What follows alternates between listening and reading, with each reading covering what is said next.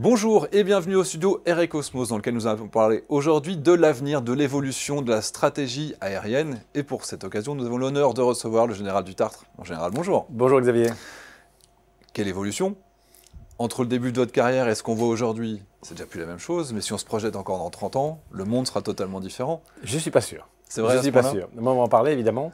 Quelle guerre pour demain? La guerre aérienne. Je pense que la guerre aérienne doit répondre à trois enjeux. Être capable de faire la guerre d'hier, la guerre d'aujourd'hui et la guerre de demain. Alors, la guerre d'hier, c'est laquelle? La guerre d'hier, la dernière vraiment importante, c'était la guerre du Golfe, par exemple, l'ex-Yougoslavie, le Kosovo, l'Afghanistan. Donc ces capacités que l'on a vues, il faut être capable de le refaire, le cas échéant. Sachant que c'est des cas quand même très différents, c'est-à-dire de la contre-insurrection.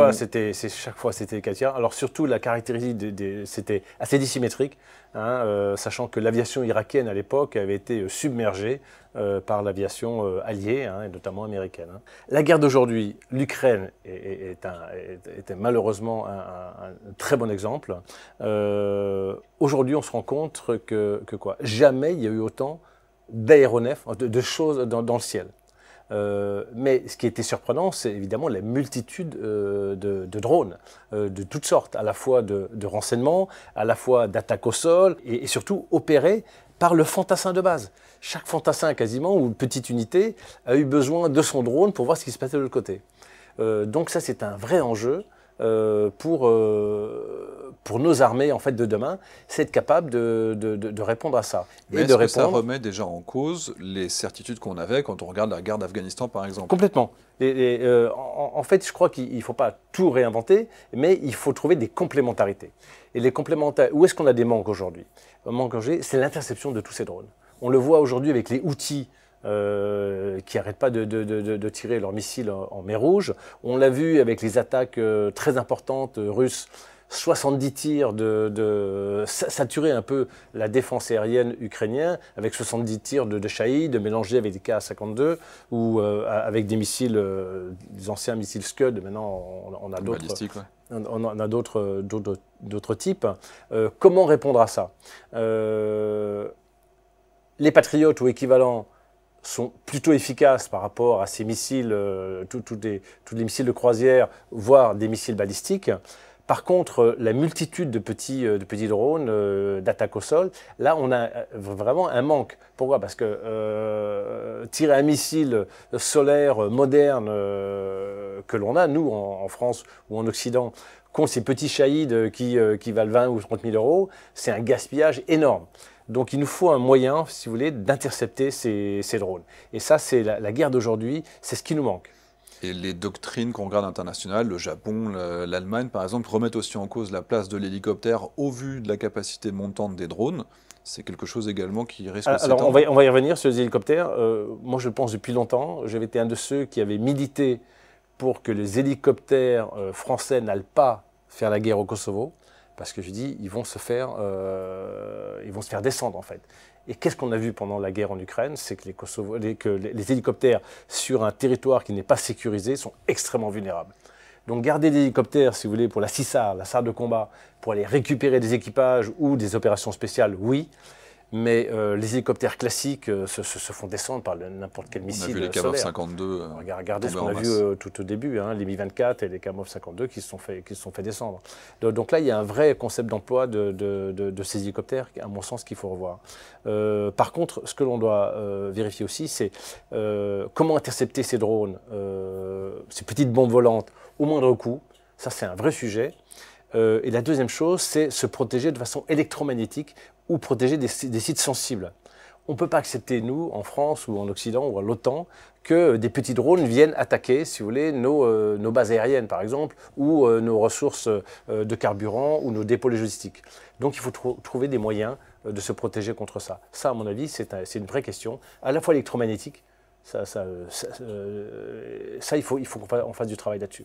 Et donc les essaims de drones augmentent encore ce risque, mais peut-être qu'il y a des solutions qui commencent à apparaître, comme par exemple les rayons laser qui détruisent les drones ou même les missiles, comme on a vu en Israël. Oui, absolument, oui. Ce sont des pistes qu'il faut étudier avec beaucoup d'intelligence en fonction de l'évolution de ce qui se passe. Et malheureusement, la guerre en Ukraine est un exemple extraordinaire où on peut regarder tout ce qu'on peut faire, mais il faut prendre en compte cette menace, parce qu'un jour, elle peut nous atteindre et atteindre nos centres vitaux. Alors si on regarde maintenant du coup cette évolution, on a des drones finalement, oui, le bas du spectre avec ces petits drones kamikazes à 500 €, mais il y a aussi les drones de haute qualité, le haut du spectre, avec ce qu'ils appellent les Loyal Wingman. On regarde par exemple ce que fait Boeing en Australie en coopération avec les F-35.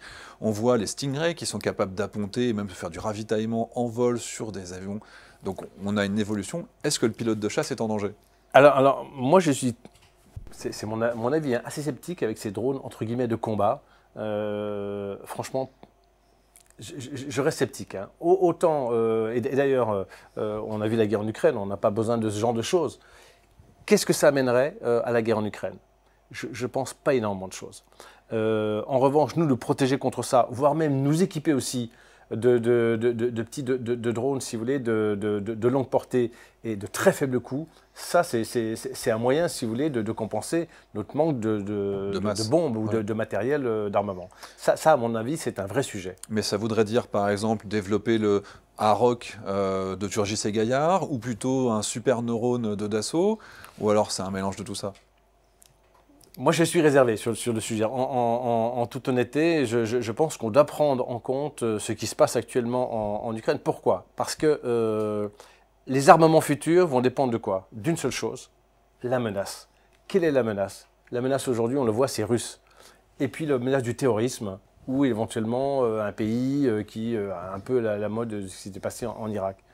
Mais je ne vois pas les Chinois débarquer en Europe, ça, je n'imagine pas une seule seconde. Donc ça veut dire quoi? Répondre à la menace d'aujourd'hui, de ce que sont capables de faire les Russes ou de ce que sont capables de faire des terroristes. Les terroristes, ils sont capables de faire quoi? D'envoyer des Shahed ou équivalents sur des zones chez nous qui sont d'importance vitale. Donc il faut se protéger contre ça.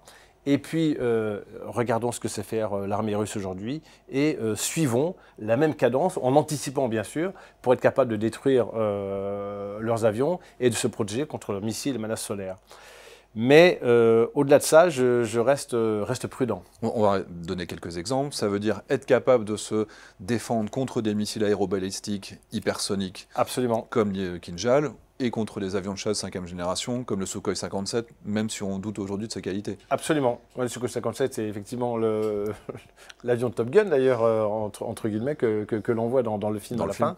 Mais, a priori, 2 prototypes, on n'est pas du tout sûr de ses qualités. Et pour l'instant, il n'est pas à un stade suffisamment avancé pour être une menace. Mais il n'empêche qu'il faut la prendre en compte. Ça, oui, pour le futur.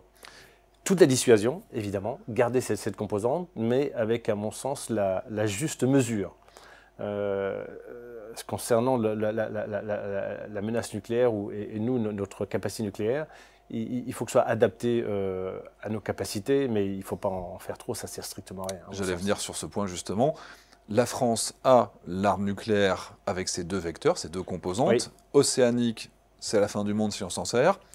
Aérienne avec ses missiles hypersoniques qu'on est en train de développer, avec la SN4G qui va remplacer la SMP-A.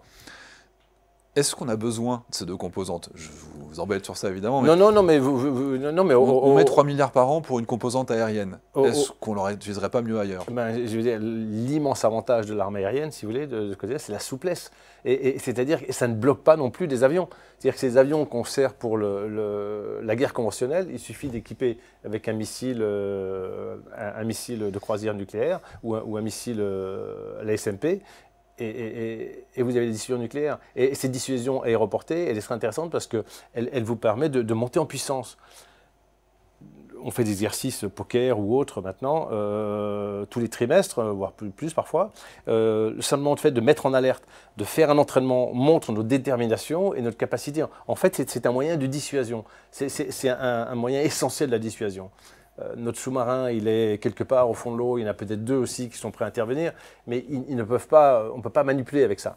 Alors que l'armée aérienne, vous pouvez faire des exercices, armer les appareils, les mettre en vol, faire une menace d'interception et revenir. Vous voyez, vous avez une manière de gradation dans la dissuasion. Et ça, à mon avis, c'est une chose importante qu'il faut qu'on... Et l'intérêt du Rafale en comparaison avec le Mirage 2000N, c'est qu'on n'a pas un avion dédié, effectivement, on n'a pas une flotte. C'est l'immense intérêt. C'est l'immense intérêt. D'ailleurs, je précise que pour la navire future, il nous faudrait une petite centaine de Rafales supplémentaires. Alors ça, on n'en a que 95 aujourd'hui. On vient d'en commander 45 pour rattraper un petit peu, mais franchement, il en montre un peu plus. Prêcher converti. Ah ben merci. J'ai une question sur la furtivité. Oui. Les avions furtifs, l'avenir de l'aviation qui va se faire grâce à des appareils qu'on ne peut pas détecter, est-ce que vous y croyez ?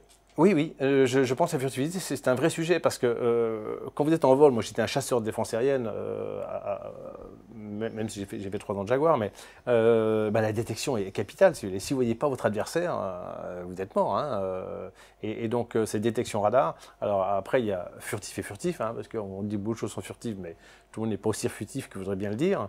Mais par contre, effectivement, si vous arrivez dans le ciel et que vous n'êtes pas vu, vous pouvez détruire vos adversaires, ça c'est clair. C'est pas parce que les avions sont furtifs que les missiles ou les radars eux-mêmes quand ils émettent sont furtifs. Donc ça veut dire aussi qu'il faut être capable de garder notre haute technologie que l'on a en termes de détection des systèmes aériens, des détections électromagnétiques, et puis avoir des contre-mesures contre ça par exemple. Et également avoir pensé que peut-être les radars évolueront avec d'autres bandes de fréquences qui font que certains appareils développés aujourd'hui pour être furtifs ne le seront plus demain. Exactement. Ça c'est un vrai sujet et je pense que c'est quand même une bonne chose. Les bombardiers stratégiques, les Américains nous font rêver. Ils ont le B-21 Raider qu'ils ont fait voler pour la première fois. Il est beau, il est génial. À quoi ça sert dans ce spectre? Non, pas pour nous. En tout cas, c'est pas notre échelle. L'échelle américaine, c'est l'échelle du monde. Donc, être capable d'aller attaquer un objectif à l'autre bout de la planète, je pense qu'il faut raison garder pour ce qui concerne la France et de rester à notre niveau. On n'a pas besoin de ce type d'armement. À l'époque, on avait le Mirage 4, hein, bien sûr, mais c'était l'arme longue portée. Aujourd'hui, le Rafale, avec les missiles SMP, fait très bien l'affaire. Donc, notre format d'armée, aujourd'hui, vous semble cohérent. Oui, cohérent, mais insuffisant en nombre, en volume, en armement et en moyens de protection. Et contre cette nouvelle menace des drones, à la fois protéger les bases aériennes, si vous voulez, et nous-mêmes nous équiper éventuellement de munitions de ce genre. Mais du point de vue américain, il est pertinent demain d'avoir de nouveau une centaine d'avions bombardiers furtifs stratégiques comme le B-21 pour lutter contre la Chine et la Russie.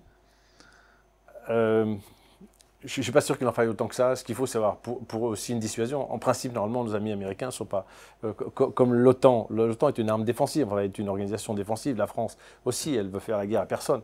Elle veut simplement se prévenir de ses intérêts vitaux et se protéger. Donc, de façon raisonnable, il faut avoir les moyens adaptés à sa politique, en fait. Parce que les Chinois, c'est vrai qu'ils développent des systèmes, ils ne le disent pas forcément. Les Russes prétendent qu'ils développent le PAC-DA, qui serait l'équivalent du B-21 de leur côté, même si aujourd'hui, on n'en voit pas beaucoup. Mais regardez ce que font les Russes ou les Chinois. Ils ont toujours couru après ce que faisaient les Américains. Oui. Donc, je pense qu'à un moment, il faudra se calmer à ce niveau-là et peut-être mettre plus d'efforts dans la paix. C'est-à-dire trouver un système, rénover l'ONU, peut-être mettre un peu plus d'énergie, même bien sûr si vous gardez sa garde, et développer pour le futur. Mais il faut aussi faire un effort considérable, à mon avis, pour rénover les structures onusiennes, pour enfin rejoindre les priorités de cette planète qui sont 1. La paix, 2. La protection de la planète, et 3. Un système où tout le monde s'y retrouve. Et est-ce que vous croyez que l'Europe sera capable un jour d'être autonome, stratégique, capable d'être indépendante? En tout cas, la guerre en Ukraine d'aujourd'hui nous y pousse. Et donc, c'est un formidable coup de pouce, si vous voulez, à une meilleure intégration des armées européennes. Pour l'instant, c'est l'OTAN, et très bien, mais ça n'empêche pas de développer des complémentarités européennes, des interactions, pour avoir de plus en plus d'autonomie. Les propos de Trump nous poussent quand même là-dedans. Et vous croyez au SCAF ? Le fameux avion franco-allemand, espagnol, peut-être belge. Mais bien sûr, le successeur du Rafale, un avion plus furtif, qui sache faire tout ce que fait le Rafale, plus d'autres moyens. Ça, j'y crois, oui. La guerre électronique offensive. Guerre électronique offensive, ciblée. Il y aura toujours des pilotes dans les avions de combat. Bon, mon général, c'est ce qu'on souhaite en tout cas, ça fait toujours rêver. Merci Xavier. Un grand plaisir, merci. On espère que ça vous a plu et on vous dit à très bientôt au studio Aéricosmos.